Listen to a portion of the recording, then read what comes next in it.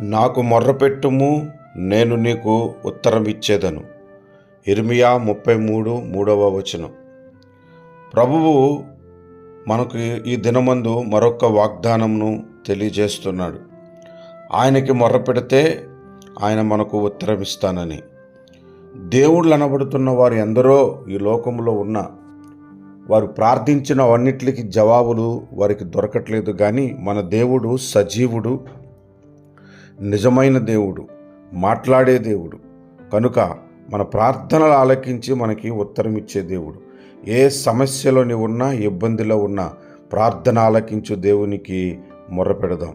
రండి ప్రార్థన చేద్దాం. కృపగలిగిన తండ్రి, దయగలిగిన తండ్రి, మా సమస్తము నెరిగినవాడా, మా ప్రతి ఇబ్బంది నుండి, కష్టము నుండి, శోధన నుండి తొలగించువాడా, ప్రార్థిస్తూ ఉన్నాము. సహాయము చేయండి. మాకు రావలసిన ప్రతి ఆశీర్వాదం పొందుకొనటానికి కృప చూపండి. మీ దయను, మీ కనికరమును మాపై ఉంచండి. అయా, నిత్యము మేము దీవించబడినట్లు, ఐశ్వర్యమందు, ఆరోగ్యమందు, ఆధ్యాత్మికంగాను వర్ధిల్లినట్లు కృప చూపమని యేసు నామమున ప్రార్థిస్తున్నాము తండ్రి. ఆమేన్.